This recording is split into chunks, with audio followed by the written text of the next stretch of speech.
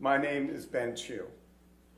My colleagues and I from Brown Rudnick are truly honored to represent the plaintiff in this case, Johnny Depp.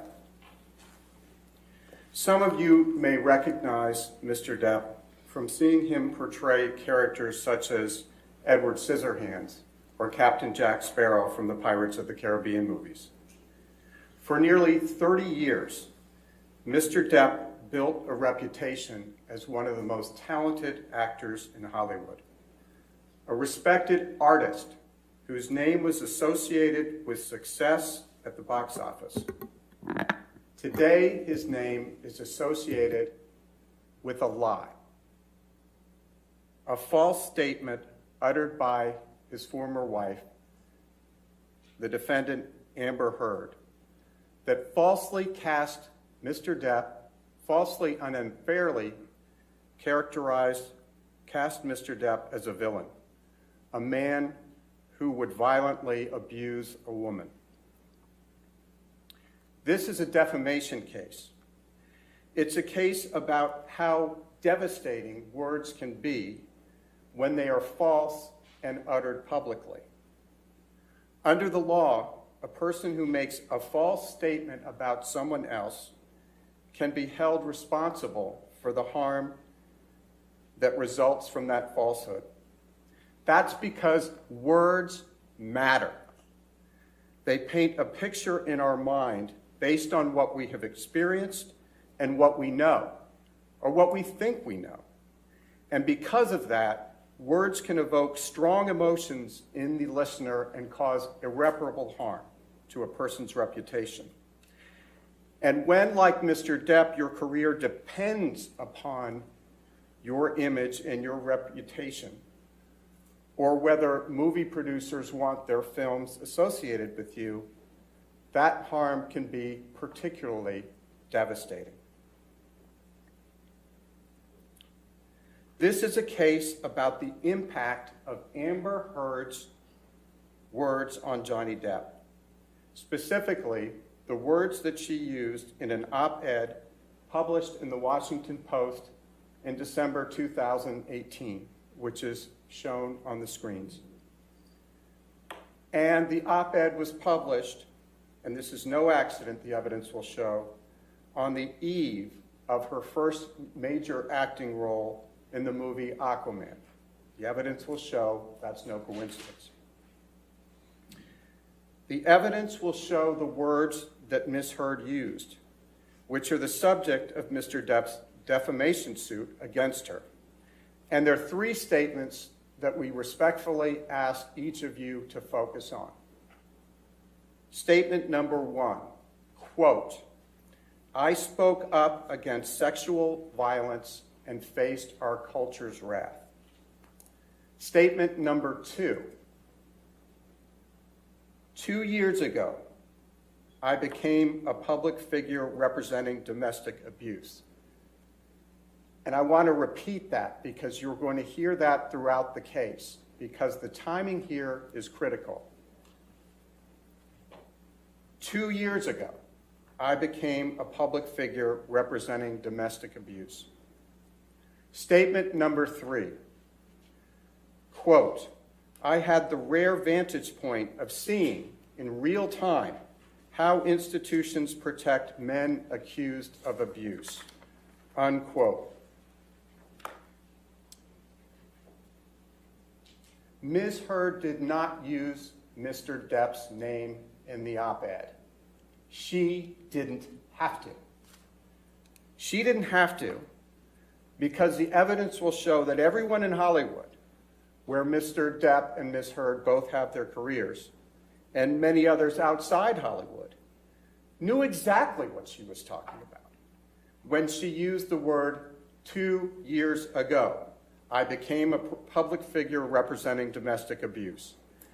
That's because, as the evidence will show, and you will hear, 2 years earlier, on May 27th, 2016, Ms. Heard had publicly accused Johnny Depp, her husband at the time, of domestic abuse. You will learn during the trial that Ms. Heard's actions were prompted by Mr. Depp's request for a divorce. He wanted out, which drove her to make up a story that was, at first, designed to keep him. And then, when he made it clear that finally, after all he had endured, he was done, was designed to recast herself as an abuse survivor, with Mr. Depp as the alleged abuser. The evidence will show that 6 days after Mr. Depp requested a divorce, and he did so politely, and 3 days after Ms. Heard's lawyer threatened Mr. Depp with claims of abuse if he did not agree to her financial demands, Ms. Heard arrived at the courthouse in Los Angeles, California, to file for a restraining order alleging abuse. Ms. Heard, the evidence will show that Ms. Heard showed up with a mark on her face that mysteriously appeared 6 days after she last saw Mr. Depp, and 6 days before she publicly filed a request for a domestic violence restraining order alleging abuse. The evidence will show that her publicist and the paparazzi were there at the courthouse to document the event, to make sure that Johnny Depp's name was forever associated with the image of an innocent, battered woman. It was a jolt. It was a shocking story, splashed across front pages across the country. No one had ever, in 5 decades, accused Johnny Depp of being violent with a woman. No one had ever accused Mr. Depp of being violent with a woman. He had been in other long-term relationships. He had children. Objection, Your Honor. No one, as I stated before, no one had ever, in 5 decades, no one had ever accused Johnny Depp of being abusive of any kind with a woman. That's why it was such a jolt. He had been in other long-term relationships, as I said. He had 2 children. And no one had even suggested ever that he was capable of something like this. By choosing to lie about her husband for her own personal benefit, Amber Heard forever changed Mr. Depp's life and reputation. And you will hear him tell you the dreadful impact that it has had on his life. The evidence you will hear at this trial contradicts the story Ms. Heard presented to the world in May 2016 and again in December 2018. The evidence will show that the last time Mr. Depp and Ms. Heard saw each other before Ms. Heard showed up in court on May 27th, 2016, was May 21st. And that's a very important date, and I will ask you please to remember that through the trial. Mr. Depp's mother, Betty Sue, passed away on May 20th after a long illness when Johnny and his sister Christy had been taking care of his mother for a very long period of time. And for reasons that Mr. Depp will personally explain to you throughout the course of this trial, he had resolved to divorce Ms. Heard. So on May 21st, Mr. Depp came by the apartment that he shared with Ms. Heard in the Eastern Columbia building, or the ECB, as some people refer to it, to tell her that, to pick up his things, and to say goodbye.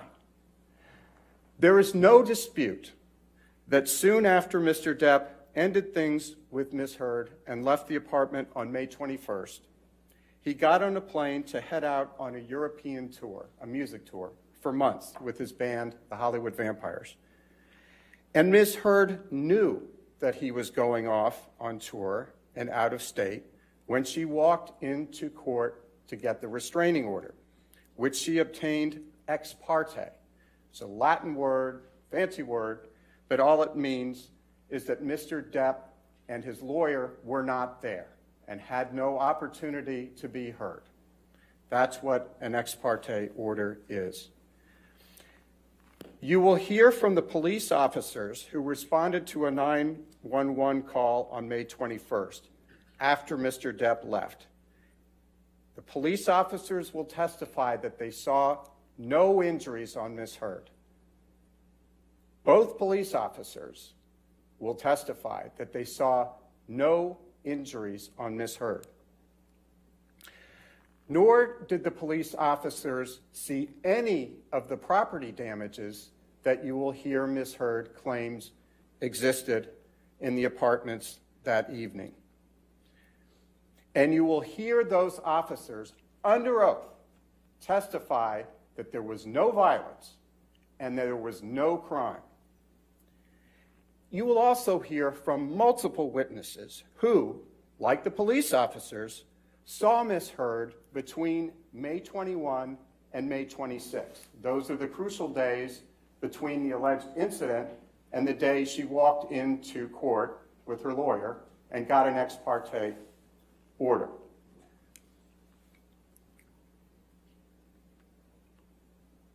And those witnesses will testify that they saw her without any marks, any signs of injury on her face. And you will hear from multiple witnesses, including Brandon Patterson, who is the manager of the Eastern Columbia building, where Mr. Depp and Ms. Heard lived together. You will hear Mr.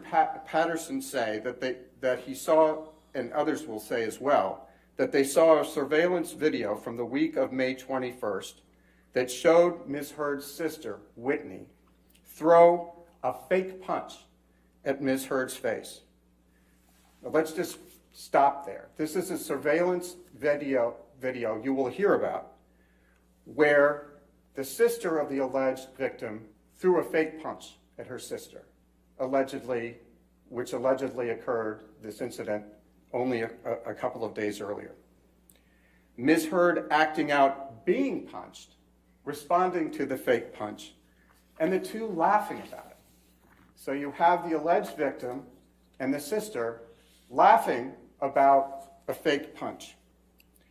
And you will have to decide for yourself, or we ask that you please decide for yourself. Would anyone ever joke about that if there had been actual abuse? Much less ask yourself, would a sister ever joke with an alleged victim about being punched by her husband? Of course, none of this contradicting evidence was publicly available when Ms. Heard walked into court on May 27th and got her restraining order. Instead, as you can imagine, the media storm was instantaneous.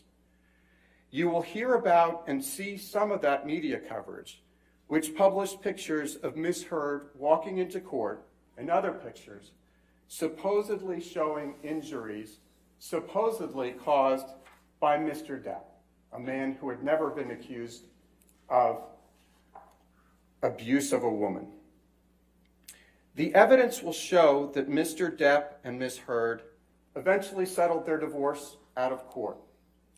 Thereafter, Ms. Heard dismissed her restraining order against Mr. Depp.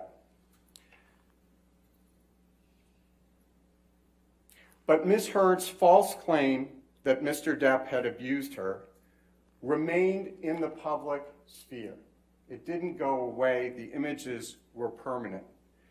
And the evidence will show that 2 years later, which is why we're pointing to that reference in the op-ed, in the wake of the Me Too movement, and just before the release of Ms. Heard's role in the movie Aquaman, Ms. Heard chose to remind the world about the festering allegations, this time under the banner of a international newspaper, the Washington Post.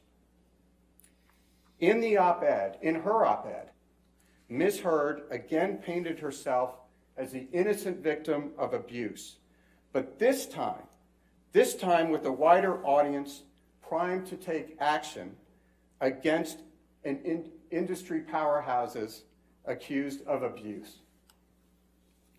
The evidence will show that the clear implication in Ms. Heard's op-ed that you have in front of you was that she was the victim of domestic abuse perpetrated by Mr. Depp. The evidence will show that that was a lie, and it remains a lie when it was repeated and republished 2 years later. Hollywood studios don't want to deal with the public backlash from hiring someone accused of abuse, even someone with the incredible body of work and record that Mr. Depp can be proud of. A false allegation can devastate a career. And it can devastate a family. And the evidence will show that Ms. Heard's false allegations had a significant impact on Mr. Depp's family and his ability to work in the profession he loved and loved to bring joy to everyone. Ultimately, this trial is about clearing Mr. Depp's name of a terrible and false allegation. We ask you in the next several weeks to please carefully consider the evidence, assess the reliability and credibility of that evidence, and to make your own determination about what actually happened between Mr. Depp and Ms. Heard. And to tell you more about that, I am going to turn it over to my colleague, Camille Vasquez, who you had the pleasure of meeting yesterday. Thank you all for your attention.